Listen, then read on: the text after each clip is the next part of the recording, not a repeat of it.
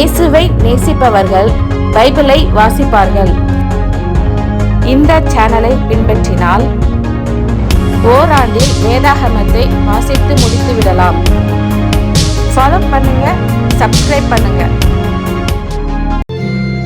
யோசுவா 16ஆம் அதிகாரம்.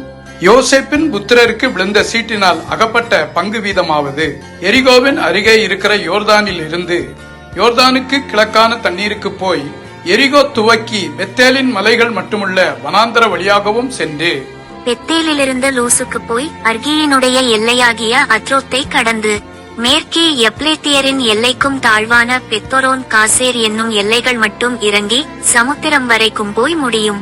இதை யோசேப்பின் புத்திரராகிய மனாசேயும் எப்பிராயீமும் சுதந்தரித்தார்கள். எப்பிராயீம் புத்திரருக்கு அவர்களுடைய வம்சங்களின்படி உண்டான சுதந்திரத்தினுடைய கிழக்கு எல்லை அதரோத் அதார் துவக்கி மேலான பெத்தொரோன் மட்டும் போகிறது. மேற்கு எல்லை மிக்மேத்தாத்திற்கு வடக்காக சென்று கிழக்கே தானாத் சீலோவுக்கு திரும்பி அதை யனோகாவுக்கு கிழக்காக கடந்து யனோகாவிலிருந்து அதரோத்திற்கும் நகராத்திற்கும் இறங்கி எரிகோவின் அருகே வந்து யோர்தானுக்கு செல்லும். தப்புவாவிலிருந்து மேற்கு எல்லை கானானதிக்கு போய் சமுத்திரத்திலே முடியும். இது எப்பிராயீம் புத்திரரின் கோத்திரத்திற்கு அவர்கள் வம்சங்களின்படி உண்டான சுதந்திரம். பின்னும் எப்பிராயீம் புத்திரருக்கு பிரத்தியேகமாய் கொடுக்கப்பட்ட பட்டணங்களும் அவைகளின் கிராமங்களுமெல்லாம் மனாசே புத்திரருடைய சுதந்திரத்தின் நடுவே இருக்கிறது. அவர்கள் காசேரிலே குடியிருந்த கானானியரை துரத்திவிடவில்லை. ஆகையால் கானானியர் இந்நாள் மட்டும் இருக்கிறபடி எப்பிராயீமருக்குள்ளே குடியிருந்து பகுதி கட்டுகிறவர்களாய் சேவிக்கிறார்கள். யோசுவா 17ஆம் அதிகாரம். மனாசே கோத்திரத்திற்கும் பங்கு கிடைத்தது. அவன் யோசேப்புக்கு முதற்பேரானவன். மனாசேயின் மூத்தகுமாரனும் பிளேயாத்தின் தகப்பனுமான மாகீர் யுத்தமனுஷனானபடியினால் கீலேயாத்தும் பாசானும் அவனுக்கு கிடைத்தது. அபியேசரின் புத்திரரும் ஏலேக்கின் புத்திரரும் அஸ்ரியேலின் புத்திரரும் செகேமின் புத்திரரும் எப்பேரின் புத்திரரும் செமேதாவின் புத்திரருமான மனாசேயின் மற்ற குமாரரின் புத்திரராகிய அபியேசரின் வம்சங்களுக்கு தக்க சுதந்திரம் கொடுக்கப்பட்டது. தங்கள் வம்சங்களுக்குள்ளே அவர்களே யோசேப்புடைய குமாரனாகிய மனாசேயின் ஆண் பிள்ளைகளாயிருந்தார்கள். மனாசேயின் குமாரனாகிய மாகீருக்கு பிறந்த கிளேயாத்தின் குமாரனாகிய எப்பேரின் மகன் செலோப்பியாத்துக்கு குமாரத்திகள் தவிர குமாரர் இல்லை. அவன் குமாரத்திகளின் நாமங்கள் மக்லாள், நோவாள், ஓக்லாள், மில்காள், திர்ச்சாள் என்பவைகள். அவர்கள் ஆசாரியனாகிய எலெயாசாருக்கும் நூனின் குமாரனாகிய யோசுவாவுக்கும் பிரபுக்களுக்கும் முன்பாக சேர்ந்து வந்து, எங்கள் சகோதரர் நடுவே எங்களுக்கு சுதந்திரம் கொடுக்கும்படி கர்த்தர் மோசேக்கு கட்டளையிட்டார் என்றார்கள். ஆகையால் அவர்கள் தகப்பனுடைய சகோதரரின் நடுவே கர்த்தருடைய வாக்கின்படி அவர்களுக்கு சுதந்திரம் கொடுத்தான். யோர்தானுக்கு அப்புறத்திலே இருக்கிற கீலேயாத், பாசான் என்னும் தேசங்களையல்லாமல் மனாசேக்கு சீட்டிலே விழுந்தது 10 பங்குகளாம். மனாசேயின் குமாரத்திகள் அவன் குமாரருக்குள்ளே சுதந்திரம் பெற்றார்கள். மனாசேயின் மற்ற புத்திரருக்கு கீலேயா தேசம் கிடைத்தது. மனாசேயின் எல்லை ஆசேர் தொடங்கி சீகேமின் முன்னிருக்கிற மிக்மேத்தாவுக்கும் அங்கேயிருந்து வலதுபுறமாய் என் தப்புவாவின் குடிகளிடத்திற்கும் போகிறது. தப்புவாவின் நிலம் மனாசேக்கு கிடைத்தது. மனாசேயின் எல்லையோடிருக்கிற தப்புவாவோ எப்பிராயீம் புத்திரரின் வம்சமாயிற்று. அப்புறம் அந்த எல்லை கானா என்னும் ஆற்றுக்கு போய் ஆற்றுக்கு தெற்காக இறங்குகிறது. மனாசேயினுடைய பட்டணங்களின் நடுவே இருக்கிற அவ்விடத்து பட்டணங்கள் எப்ராயீமுடையவைகள். மனாசேயின் எல்லை ஆற்றுக்கு வடக்கே இருந்து சமுத்திரத்துக்கு போய் முடியும். தென்னாடு எப்பிராயீமுடையது, வடநாடு மனாசேயினுடையது. சமுத்திரம் அதன் எல்லை. அது வடக்கே ஆசேரையும் கிழக்கே இசக்காரையும் தொடுகிறது. இசக்காரிலும் ஆசேரிலும் இருக்கிற 3 நாடுகளாகிய பெச்சையானும் அதன் ஊர்களும், இப்லேயாமும் அதன் ஊர்களும், தோரின் குடிகளும் அதன் ஊர்களும், எந்தோரின் குடிகளும் அதன் ஊர்களும், தானாகின் குடிகளும் அதன் ஊர்களும், மெகிதோவின் குடிகளும் அதன் ஊர்களும் மனாசேயினுடையவைகள். மனாசேயின் புத்திரர் அந்த பட்டணங்களின் குடிகளை துரத்திவிடக் கூடாமற் போயிற்று. கானானியர் அந்த சீமையிலே தானே குடியிருக்க வேண்டுமென்று இருந்தார்கள். இஸ்ரவேல் புத்திரர் பலத்தபோதும் கானானியரை முற்றிலும் துரத்திவிடாமல் அவர்களை பகுதி கட்டுகிறவர்களாக்கிக் கொண்டார்கள். யோசேப்பின் புத்திரர் யோசுவாவை நோக்கி, கர்த்தர் எங்களை இதுவரைக்கும் ஆசீர்வதித்து வந்ததினால் நாங்கள் ஜனம் வெறுத்தவர்களாயிருக்கிறோம்.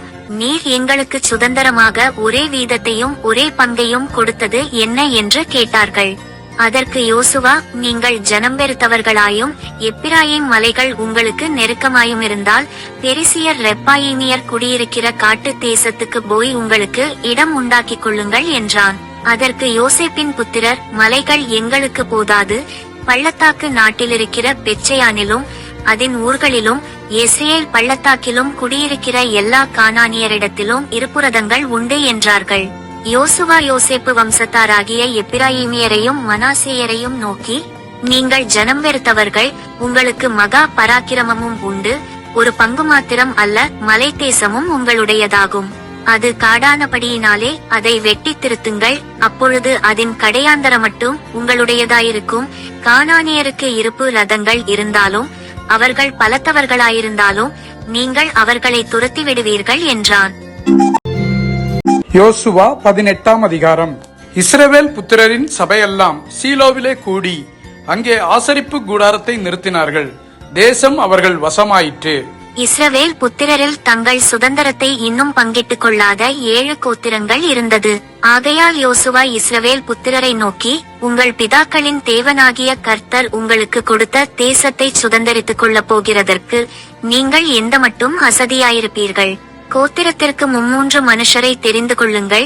அவர்கள் எழுந்து புறப்பட்டு தேசத்திலே சுற்றித்திரிந்து அதை தங்கள் சுதந்திரத்துக்கு தக்கதாக விவரமாய் எழுதி என்னிடத்தில் கொண்டு வரும்படி அவர்களை அனுப்புவேன். அதை 7 பங்காக பகிரக்கடவர்கள். யூதா வம்சத்தார் தெற்கே இருக்கிற தங்கள் எல்லையிலும் யோசேப்பு வம்சத்தார் வடக்கே இருக்கிற தங்கள் எல்லையிலும் நிலைத்திருக்கட்டும். நீங்கள் தேசத்தை 7 பங்காக விவரித்து எழுதி இங்கே என்னிடத்தில் கொண்டு வாருங்கள். அப்பொழுது இவ்விடத்திலே நம்முடைய தேவனாகிய கர்த்தருடைய சந்நிதியில் உங்களுக்காக சீட்டு போடுவேன். லேவியருக்கு உங்கள் நடுவே பங்கில்லை, கர்த்தருடைய ஆசாரிய பட்டமே அவர்கள் சுதந்திரம். காத்தும் ரூபனும் மனாசேயின் பாதிக்கோத்திரமும் யோர்தானுக்கு அப்புறத்திலே கிழக்கே கர்த்தரின் தாசனாகிய மோசே தங்களுக்கு கொடுத்த தங்கள் சுதந்திரத்தை அடைந்து தீர்ந்தது என்றான். அப்பொழுது அந்த மனுஷர் எழுந்து புறப்பட்டு போனார்கள். தேசத்தை குறித்து விவரம் எழுத போகிறவர்களை யோசுவா நோக்கி, நீங்கள் போய் தேசத்திலே சுற்றித்திரிந்து அதன் விவரத்தை எழுதி என்னிடத்தில் திரும்பி வாருங்கள். அப்பொழுது இங்கே சீலோவிலே கர்த்தருடைய சந்நிதியில் உங்களுக்காக சீட்டு போடுவேன் என்று சொன்னான். அந்த மனுஷர் போய் தேசம் எங்கும் அந்தந்த பட்டணங்களின் படியே 7 பங்காக ஒரு புஸ்தகத்தில் எழுதி கொண்டு சீலோவில் இருக்கிற பாளையத்திலே யோசுவாவினிடத்தில் வந்தார்கள். அப்பொழுது யோசுவா அவர்களுக்காக சீலோவிலே கர்த்தருடைய சந்நிதியில் சீட்டு போட்டு அங்கே இஸ்ரவேல் புத்திரருக்கு தேசத்தை அவர்கள் பங்கு வீதப்படி பங்கிட்டான். பென்யமீன் புத்திரருக்கு அவர்களுடைய வம்சங்களின்படியே அவர்களுடைய கோத்திரத்துக்கு சீட்டு விழுந்தது. அவர்கள் பங்கு வீதத்தின் எல்லையானது யூதா புத்திரருக்கும் யோசேப்பு புத்திரருக்கும் நடுவே இருந்தது. அவர்களுடைய வட எல்லை யோர்தானிலிருந்து வந்து எரிகோவுக்கு வடபக்கமாய் சென்று அப்புறம் மேற்கே மலையில் ஏறி பெத்தாவேன் வனாந்தரத்தில் போய் முடியும். அங்கேயிருந்து அந்த எல்லை பெத்தேலாகிய லூசுக்கு வந்து லூசுக்கு தென்பக்கமாய் போய் அதரோத் அதாருக்கு தாழ்வான பெத்தரோனுக்கு தெற்கே இருக்கிற மலையருகே இறங்கும். அங்கேயிருந்து எல்லை மேற்கு மூலைக்கு பெத்தரோனுக்கு எதிரே தெற்காக இருக்கிற மலைக்கு தென்புறமாய் போய் திரும்பி கீரியாத்பாகால் எண்ணப்பட்ட யூதா புத்திரரின் பட்டணமாகிய கீரியாத்தேயாரீம் அருகே போய் முடியும். இது மேற்கு எல்லை. தென் எல்லை கீரியாத்தேயாரீமின் முடிவில் இருக்கிறது. அங்கேயிருந்து எல்லை மேற்கே போய் நெப்தோவாவின் நீரூட்டிற்கு சென்று அங்கேயிருந்து இராட்சதரின் பள்ளத்தாக்கில் வடக்கே இருக்கிற இன்னோமுடைய குமாரரின் பள்ளத்தாக்குக்கு எதிரான மலையடிவாரத்திற்கு இறங்கி அப்புறம் தெற்கே எப்பூசியருக்கு பக்கமான இன்னோமின் பள்ளத்தாக்குக்கும் அங்கே இருந்து என்ரோகேலுக்கும் இறங்கி வந்து வடக்கே போய் இன்சேமேசுக்கும் அங்கேயிருந்து அதும்மிம் மேட்டுக்கு எதிரான கெலிலோத்திற்கும் அங்கேயிருந்து ரூபன் குமாரனாகிய போகனின் கல்லினிடத்திற்கும் இறங்கி வந்து அரபாவுக்கு எதிரான வடபக்கமாய் போய் அராபாவுக்கு இறங்கும். அப்புறம் அந்த எல்லை பெதோக்லாவுக்கு வடபக்கமாய் போய் யோர்தானின் முகத்துவாரத்திற்கு தெற்கான உப்புக்கடலின் வடமுனையிலே முடிந்து போம். இது தென் எல்லை. கிழக்கு புறத்தின் எல்லை யோர்தானே. இது பென்யமீன் புத்திரருக்கு அவர்களுடைய வம்சங்களின்படி சுற்றிலும் இருக்கிற எல்லைகளுக்குள்ளான சுதந்திரம். பென்யமீன் புத்திரரின் கோத்திரத்திற்கு அவர்களுடைய வம்சங்களின்படி இருக்கிற பட்டணங்களாவன எரிகோ, பெதோக்லா, கேசிஸ் பள்ளத்தாக்கு, பெத் அரபா, செமராயிம், பெத்தேல், ஆவீம், பாரா, ஓப்ரா, கேப்பாரமோனாய், ஒப்னி, காபா என்னும் 12 பட்டணங்களும் அவைகளின் கிராமங்களுமே. கிபியோன், ராமா, பேரோத், மிஸ்பே, கெப்பிரா, மோச்சா, ரெக்கேம், இர்பேயேல், தாராலா. சேலா, ஏலேப், எருசலேம் ஆகிய எபூசி, கீபேயாத், கீரேயாத் என்னும் 14 பட்டணங்களும் அவைகளின் கிராமங்களுமே. பென்யமீன் புத்திரருக்கு அவர்கள் வம்சங்களின்படி இருக்கிற சுதந்திரம் இதுவே. யோசுவா 19ஆம் அதிகாரம். 2ஆம் சீட்டு சிமியோனுக்கு விழுந்தது. சிமியோன் புத்திரரின் கோத்திரத்திற்கு அவர்கள் வம்சங்களின்படி கிடைத்த சுதந்திரம் யூதா புத்திரருடைய சுதந்திரத்தின் நடுவே இருக்கிறது. அவர்களுக்கு சுதந்திரமாக கிடைத்த பட்டணங்களாவன பெயர்செபா, சேபா, மொலாதா, ஆசார், சூகால், பாலா, ஆத்சேம், எல்தோலாத், பெத்தூல், உர்மா, சிக்லாக், பெத்மார்காபோ, ஆத்சார், சூசா, பெத்லெபாவோ, சருகேன் பட்டணங்களும் அவைகளின் கிராமங்களும் உட்பட 13. மேலும் ஆயின், ரிம்மோன், எத்தேர், ஆசான் என்னும் 4 பட்டணங்களும் அவைகளின் கிராமங்களுமே. இந்த பட்டணங்களை சுற்றிலும் பாலாத்தேயர் மட்டும் தெற்கே இருக்கிற ராமாத் மட்டும் இருக்கிற எல்லா கிராமங்களுமே. இவை சிமியோன் புத்திரருடைய கோத்திரத்திற்கு அவர்கள் வம்சங்களின்படி கிடைத்த சுதந்திரம். சிமியோன் புத்திரருடைய சுதந்திரம் யூதா புத்திரரின் பங்கு வீதத்திற்குள் இருக்கிறது. யூதா புத்திரரின் பங்கு அவர்களுக்கு மிச்சமாயிருந்தபடியால் சிமியோன் புத்திரர் அவர்கள் சுதந்திரத்தின் நடுவிலே சுதந்திரம் பெற்றார்கள். 3ஆம் சீட்டு செப்புலோன் புத்திரருக்கு விழுந்தது. அவர்களுக்கு அவர்கள் வம்சங்களின்படி கிடைத்த சுதந்திர பங்கு வீதம் சாரீத் மட்டும் உள்ளது. அவர்களுடைய எல்லை மேற்கே மாராலாவுக்கு ஏறி தாபசேத்துக்கு வந்து யொக்கினேயாமுக்கு எதிரான ஆற்றுக்கு போம். சாரீதிலிருந்து அது கிழக்கே சூரியன் உதிக்கும் முனையாய் கிஸ்லோத்தாபோரின் எல்லையினிடத்துக்கு திரும்பி தாபராத்துக்கு சென்று யப்பியாவுக்கு ஏறி அங்கேயிருந்து கிழக்கு புறத்திலே கித்தாயப்பேரையும் இத்தாகாச்சீனையும் கடந்து ரிம்மோன் மெத்தோவாருக்கும் நேயாவுக்கும் போம். அப்புறம் அந்த எல்லை வடக்கே அன்னத்தோனுக்கு திரும்பி இப்தாவேலின் பள்ளத்தாக்கிலே முடியும். காத்தாத், நகலால், சிம்ரோன், இதாலா, பெத்லகேம் முதலான 12 பட்டணங்களும் அவைகளின் கிராமங்களும் செப்புலோன் புத்திரருக்கு அவர்கள் வம்சங்களின்படி கிடைத்த சுதந்திரம். 4ஆம் சீட்டு இசக்காருக்கு விழுந்தது. இசக்கார் புத்திரருக்கு அவர்கள் வம்சங்களின்படி கிடைத்த எல்லை யெஸ்ரியேல், கெசுல்லோத், சூனேம், அப்பிராயிம், சீகோன், அனாகராத், ராபித், கிஷியோன், அபெத்ஸ், ரெமேத், என்கன்னீம், என்காதா, பெத்பாட்செஸ் இவைகளே. அப்புறம் அந்த எல்லை தாபோருக்கும் சகசீமாவுக்கும் பெட்ஷிமேசுக்கும் வந்து யோர்தானிலே முடியும். அதற்குள் 16 பட்டணங்களும் அவைகளுடைய கிராமங்களும் உண்டு. இந்த பட்டணங்களும் இவைகளைச் சேர்ந்த கிராமங்களும் இசக்கார் புத்திரரின் கோத்திரத்திற்கு அவர்களுடைய வம்சங்களின்படி கிடைத்த சுதந்திரம். 5ஆம் சீட்டு ஆசேர் புத்திரருடைய கோத்திரத்துக்கு விழுந்தது. அவர்களுடைய வம்சங்களின்படி அவர்களுக்கு கிடைத்த எல்லை எல்காத், ஆலி, பேதேன், அக்சாப், அலம்மேலெக், ஆமாத், மிஷயால் இவைகளே. பின்பு அது மேற்கே கர்மேலுக்கும் சீகோர்லிப்னாத்திற்கும் சென்று கிழக்கே பெத்தாகோனுக்கு திரும்பி செப்புலோனுக்கு வடக்கே இருக்கிற இப்தாவேலின் பள்ளத்தாக்குக்கும் பெத்தேமேக்குக்கும் நேகியலுக்கும் வந்து இடதுபுறமான காப்பூலுக்கும் எபிரோனுக்கும் ரேகோபுக்கும் அம்மோனுக்கும் கானாவுக்கும் பெரிய சீதோன் மட்டும் போம். அப்புறம் அந்த எல்லை ராமாவுக்கும் தீரு என்னும் அரணிப்பான பட்டணம் மட்டும் திரும்பும். பின்பு அந்த எல்லை ஓசாவுக்கு திரும்பி அக்சீபின் எல்லை ஓரத்தில் உள்ள சமுத்திரத்திலே முடியும். உம்மாவும் ஆப்பெக்கும் ரேகோபும் அதற்கு அடுத்திருக்கிறது. இந்த பட்டணங்களும் இவைகளின் கிராமங்களும் 22. இந்த பட்டணங்களும் இவைகளின் கிராமங்களும் ஆசேர் புத்திரரின் கோத்திரத்துக்கு அவர்கள் வம்சங்களின்படி கிடைத்த சுதந்திரம். 6ஆம் சீட்டு நப்தலி புத்திரருக்கு விழுந்தது. நப்தலி புத்திரருக்கு அவர்கள் வம்சங்களின்படி கிடைத்த எல்லை ஏலேப்பிலும் சானானிமிலுள்ள அல்லோனிலுமிருந்து வந்த ஆதமி, நெக்கேபின் மேலும் யாப்னியேலின் மேலும் லக்கும் மட்டும் போய் யோர்தானில் முடியும்.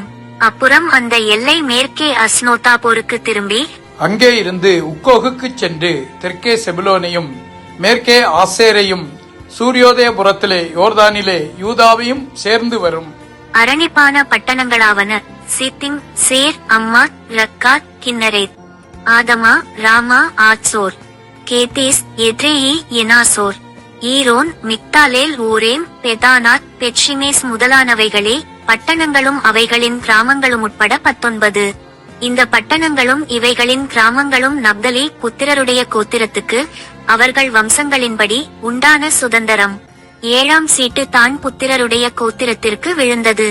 அவர்களுக்கு அவர்கள் வம்சங்களின்படி கிடைத்த சுதந்திரத்தின் எல்லையாவது சோரா, எஸ்தாவோல், இர்சேமேஸ், சாலாபீன், ஆயலோன், எத்லா. ஏலோன், திம்னாதா, எக்ரோன், Eltekeh, Gibbethon, Baalath, ஏகு, பெனபெராக், Gath Rimmon, மேயார்கோன், raccoon என்னும் பட்டணங்களும் யாப்போவுக்கு எதிரான எல்லையுமே. தான் புத்திரரின் எல்லை அவர்களுக்கு ஒடுக்கமாயிருந்தபடியால் அவர்கள் புறப்பட்டு போய் லேசேமின் மேல் யுத்தம் பண்ணி அதை பிடித்து பட்டயக்கருக்கினால் சங்கரித்து அதை சுதந்தரித்துக் கொண்டு அதிலே குடியிருந்து லேசேமுக்கு தங்கள் தகப்பனாகிய தானுடைய நாமத்தின்படியே தான் என்று பெயரிட்டார்கள். இந்த பட்டணங்களும் இவைகளின் கிராமங்களும் தான் புத்திரரின் கோத்திரத்திற்கு அவர்கள் வம்சங்களின்படி உண்டான சுதந்தரம்.